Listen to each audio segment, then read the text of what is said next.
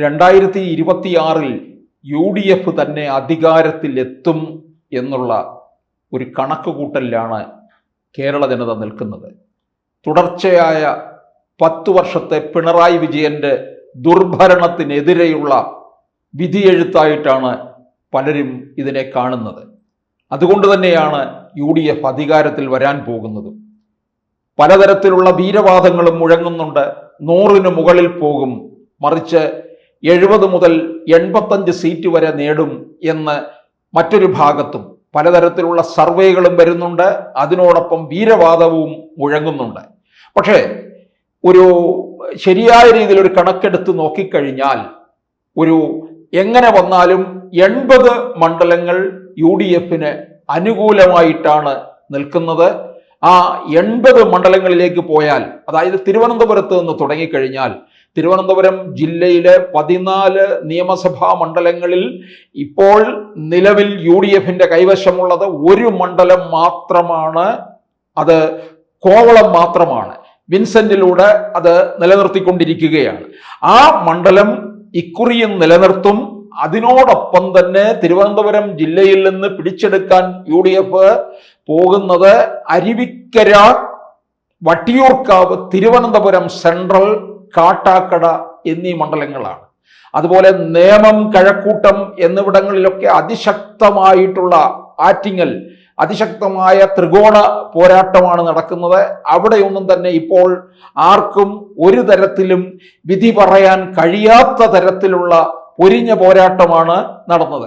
അപ്പോൾ തിരുവനന്തപുരം ജില്ലയില് ഒരുപക്ഷെ UDFന് എന്തെങ്കിലും ക്ഷീണം ഉണ്ടാകാൻ പോകുന്നുണ്ടെങ്കിൽ ആ ജില്ല തിരുവനന്തപുരമായിരിക്കും. ഈ പറഞ്ഞത് അത്രയും കിട്ടിയില്ലെങ്കിലും കോവളം നിലനിർത്തും. അതിനോടൊപ്പം തന്നെ തിരുവനന്തപുരം സെൻട്രലും തീർച്ചയായിട്ടും പിടിക്കും എന്നുള്ളതാണ്. അത് കഴിഞ്ഞിട്ട് നമ്മൾ കൊല്ലം ജില്ലയിലേക്ക് വന്നു കഴിഞ്ഞാൽ, കൊല്ലം ജില്ലയിൽ കൊല്ലം നിയമസഭാ മണ്ഡലം തന്നെ നോക്കുക.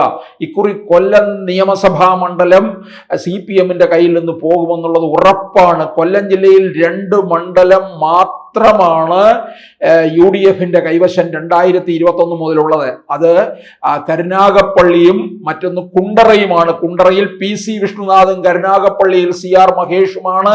കൊല്ലം പിടിച്ചെടുക്കും. അതിനോടൊപ്പം തന്നെ ചവറയിൽ ഷിബു ബേബി ജോൺ, ചവറ സുജിത് വിജയൻ പിള്ളയുടെ കയ്യിൽ നിന്ന് പിടിച്ചെടുക്കും. കുന്നത്തൂര് കോവൂർ കുഞ്ഞുമോന്റെ കയ്യിൽ നിന്ന് ഉല്ലാസ് കോവൂരും നേടിയെടുക്കും.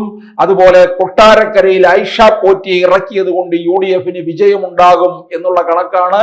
അതുപോലെ തന്നെ പത്തനാപുരത്ത് ജ്യോതികുമാർ ചാമക്കാലയിലൂടെ ഗണേഷിന് പകരം വീട്ടാനും അങ്ങനെ പത്തനാപുരം നിയമസഭാ മണ്ഡലം പിടിച്ചെടുക്കാൻ കഴിയുമെന്നുള്ള കണക്ക് UDF നിലനിർത്തുന്നുണ്ട്. ആലപ്പുഴ ജില്ലയിലേക്ക് പോയാൽ ഇക്കുറി ആലപ്പുഴ ജില്ലയിലെ ഫലം കാത്താണ് കേരളത്തിലെ വോട്ടർമാർ കാത്തിരിക്കുന്നത്. ഒന്ന്, അമ്പലപ്പുഴയില് G സുധാകരൻ CPMൽ നിന്നിറങ്ങി UDFന്റെ പിന്തുണയോടുകൂടി അമ്പലപ്പുഴയിൽ മത്സരിക്കുകയാണ്. സുധാകരന്റെ വിജയമാണ് ഏവർക്കും അറിയേണ്ടത്.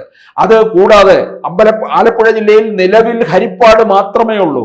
ഹരിപ്പാട് രമേശ് ചെന്നിത്തല ആ മണ്ഡലം നിലനിർത്തും. അതിനോടൊപ്പം തന്നെ അരൂരും അതുപോലെ കുട്ടനാടും മികച്ച പ്രകടനത്തിലൂടെ മണ്ഡലം തിരിച്ചു പിടിക്കാൻ കഴിയും എന്നുള്ള ഒരു കണക്കുകൂട്ടലിൽ തന്നെയാണ് UDF കേന്ദ്രങ്ങൾ നിൽക്കുന്നത്. അത് കഴിഞ്ഞാൽ പിന്നീട് നമ്മൾ കോട്ടയത്തേക്ക് വന്നാൽ എല്ലാ കാലത്തും UDFന്റെ ഒരു ആശ്വാസ കേന്ദ്രമാണ് കോട്ടയം ജില്ല. കോട്ടയം ജില്ലയിൽ പുതുപ്പള്ളിയും കോട്ടയവും പാലായും പൂഞ്ഞാറും ചങ്ങനാശ്ശേരിയും ഏറ്റുമാനൂരും വളരെ സുഖകരമായിട്ട് തന്നെ UDF കേന്ദ്രത്തിലേക്ക് കിട്ടും എന്നുള്ള ഒരു വലിയ പ്രതീക്ഷയാണ് UDFനുള്ളത്. അതായത് പുതുപ്പള്ളിയിൽ ഒക്കെ തന്നെ കോട്ടയവും ഒക്കെ തന്നെ സുരക്ഷിതമായിട്ടുള്ള ഇടമാണ്. അതിനോടൊപ്പം തന്നെ പാലായും പൂഞ്ഞാറും ചങ്ങനാശ്ശേരി ഏറ്റുമാനൂരും അതിശക്തമായ മത്സരം നടക്കുന്ന മണ്ഡലമാണ്. അതുപോലെ ഇടുക്കിയിലേക്ക് വന്നു കഴിഞ്ഞാൽ തദ്ദേശ തെരഞ്ഞെടുപ്പിൽ നടന്ന അതേ തരത്തിലുള്ള ട്രെൻഡ് ഇടുക്കി ജില്ലയിൽ ആവർത്തിക്കും എന്നാണ് കണക്ക് കൂട്ടുന്നത്. അവിടെ ഇടുക്കി ജില്ലയിലേക്ക് പോയി കഴിഞ്ഞാൽ തൊടുപുഴ മാത്രമാണ് നിലവിൽ UDFന്റെ കൈവശമുള്ളത്. അതുകൂടാതെ പീരിമേടും ഇടുക്കിയും ഉടുമ്പൻചോലയിൽ ഇത്തവണ MM മണിയില്ല. മറിച്ച് ജയചന്ദ്രനാണ്. ജയചന്ദ്രനെ നേരിടാനായിട്ട് സേനാപതി വേണുവിനെയാണ് ഇറക്കിയിരിക്കുന്നത്.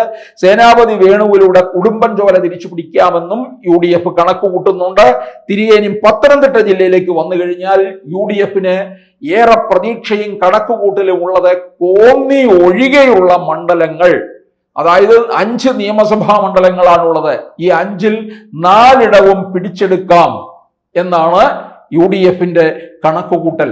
ഒരു കാലത്ത് കോന്നി കോൺഗ്രസിന്റെ സുരക്ഷിത മണ്ഡലമായിരുന്നു അടൂർ പ്രകാശിലൂടെ.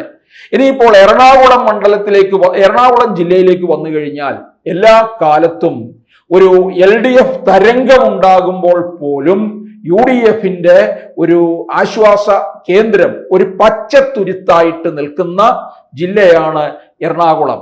അത് ഇക്കുറി കളമശ്ശേരിയും വൈപ്പിനും ഒഴികെ ബാക്കിയുള്ള മണ്ഡലങ്ങളെല്ലാം തന്നെ പിടിച്ചെടുക്കാമെന്നുള്ള കണക്കുകൂട്ടലാണ് UDF കേന്ദ്രത്തിലുള്ളത്. കളമശ്ശേരിയിൽ P. രാജീവനെ പരാജയപ്പെടുത്താനായിട്ട് സർവ്വസന്നാഹങ്ങളും അവിടെ ഉപയോഗിച്ചിട്ടുണ്ട്. അത് എത്രത്തോളം ഫലപ്രാപ്തിയിലെത്തും എന്നുള്ളത് കണ്ടറിയേണ്ട കാര്യമാണ്.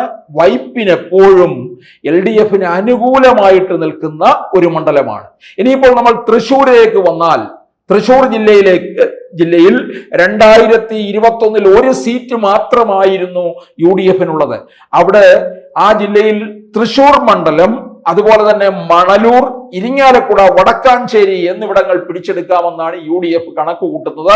തൃശ്ശൂർ ജില്ലയിലെ ഇരിങ്ങാലക്കുട എന്നുള്ളത് ഇരിങ്ങാലക്കുട കേരള കോൺഗ്രസിൻ്റെതാണ്. ഉണ്ണിയാടന്റെ ജോസഫ് ഗ്രൂപ്പ്, ഉണ്ണിയാടനാണ് ഇത്തവണ മന്ത്രി ബിന്ദുവിനെ നേരിടുന്നത്. ഇനിയിപ്പോൾ പാലക്കാട്ടേക്ക് വരുമ്പോൾ പാലക്കാടും മണ്ണാർക്കാടും ചിറ്റൂരും തൃത്താലയിലെ MP രാജേഷിനെ VT ബലറാം പരാജയപ്പെടുത്തുമെന്നുള്ള കണക്കുകൂട്ടലോടുകൂടി തന്നെയാണ് കോൺഗ്രസ് നിൽക്കുന്നത്. അപ്പോൾ അവിടെ 4 മണ്ഡലങ്ങൾ പിടിച്ചെടുക്കും എന്നുള്ള ഒരു കണക്കാണുള്ളത്. അത് ഈ മലപ്പുറത്തേക്ക് വന്നു കഴിഞ്ഞാൽ, മലപ്പുറമാണ് എപ്പോഴും UDFന്റെ ഒരു സുരക്ഷിത ജില്ല എന്ന് പറയുന്നത്. 16 ആ ജില്ലയിലുള്ള സീറ്റുകൾ. 16-ൽ ഇക്കുറി 16 നേടും എന്നാണ് പറയുന്നത്. 16 നേടിയില്ലെങ്കിൽ 16-ൽ 14 നേടുമെന്നുള്ളത് ഏവർക്കും അറിയാവുന്ന കാര്യമാണ്. അല്ലെങ്കിൽ 16-ൽ 15 നേടും. പൊന്നാനി മാത്രമാണ് സംശയത്തിൽ നിൽക്കുന്നത്. അവിടെ എത്ര ലീഗിനും UDFനും അനുകൂലമായിട്ട് നിൽക്കുന്ന ജില്ലയാണെങ്കിലും പൊന്നാനി എപ്പോഴും CPMന് ഒരു അനുഭാവമുള്ള മണ്ഡലം തന്നെയാണ്. ഇനിയിപ്പോൾ കോഴിക്കോടേക്ക് വരുമ്പോൾ, കോഴിക്കോട് നിലവിൽ കൊടുവള്ളിയും വടകരയ്ക്കും പുറമെ വടകരയിൽ KK രമയാണ്. KK രമ സീറ്റ് നിലനിർത്തുമെന്നുള്ളത് ഉറപ്പായ കാര്യമാണ്.